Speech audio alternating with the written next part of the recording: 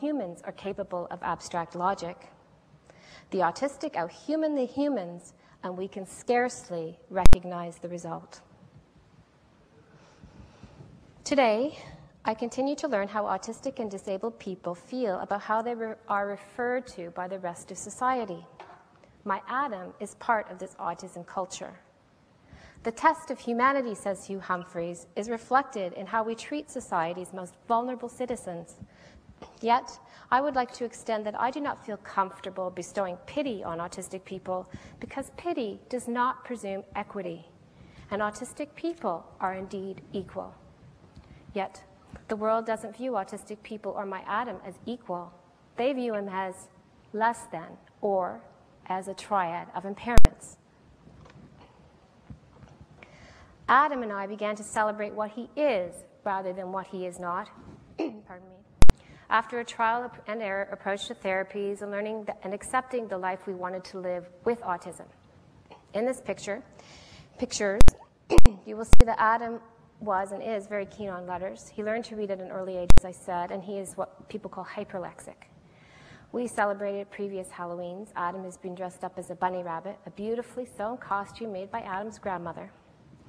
But our most successful Halloween was this past year when we chose to create a costume that was unique to Adam's interests, in this case, the alphabet. So he became Alphabet Boy. I like this example because I believe that those repetitive interests are very important in autism, and we have to honor them and build from them when we teach. Adam is affable, affectionate. He doesn't match the speculations that autistic kids are detached and unemotional, like they're not even in the room or cold. Quite the contrary, Adam is extremely connected to me and his family. So this is why the whole theory of mind stuff just doesn't work for us, and why I'm skeptical when others build their educational systems and devices around it. Adam does not lack empathy. He knows when I'm upset. He knows when I'm happy. He expresses his affection and his love sometimes like a deluge, and his hugs and kisses are contagious. When he doesn't seem to want to show affection, it seems like he's assessing you. I don't believe you can be an artist, a poet, or a writer, as are many autistic individuals, without the ability to observe, assess, and understand, or without the profound understanding of humanity. So perhaps, like Paul Collins suggests, the autistic truly do out-human the humans, and the only real difference in Adam is how he may manifest his innate knowing. Adam is somewhat verbal, and he's just turned 5. Some days he says phrases or single words, and other days the words are really tough to come by, particularly when he's anxious. Yet beyond words, his communication is very clear. He seems to understand everything I say. Just on Friday, I told him prior to leaving the house that we were on our way to the doctor. Once in the car, he started becoming upset and began to cry at a few minutes of delayed response to my comment. With all the experiences also of having blood drawn from him and visiting psychologists so young, Adam really seems to want little to do with doctors. And I can't say I blame him. Believe me, all the dire looks from beneath spectacles, all the questions, all the tests, I'm sure it had an effect on Adam. It certainly had an effect on me. And thus, the founding of the Autism Acceptance Project. In my career, I've been a fundraiser and a curator of art, and I hold degrees in fine art history, and I have a passion for writing. So when I came upon the artwork by autistic artists, I was more than intrigued. This became a window through which I could reconsider autism and Adam. My husband always said I should start a blog with all the writing I did already. It took a hit of pneumonia to actually get me started in the fall of 2005. I called my blog The Joy of Autism. I could have ended up with a title like My Autistic Son, but every title had already been taken up on Blogger, to be honest. So I had to really think about what characterized my relationship with Adam, our journey with autism, and although it's been wrapped up with all kinds of angst, I still think of Adam as a joy. Adam continues to be my guide in my darkest moments.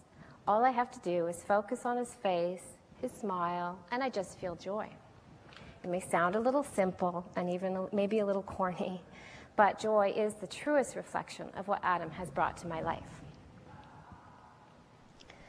Soon after I started the blog, I found the work of Jonathan Luhrmann, an autistic artist from Vestal, New York.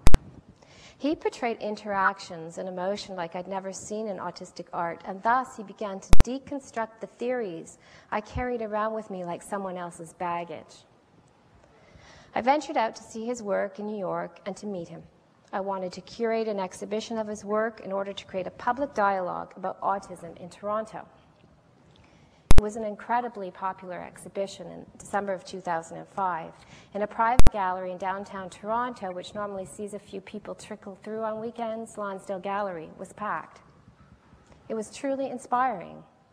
People really wanted to see autism, okay, be it through a fascination or perhaps a real desire for parents to cling to some kind of positive message or possibility about their child.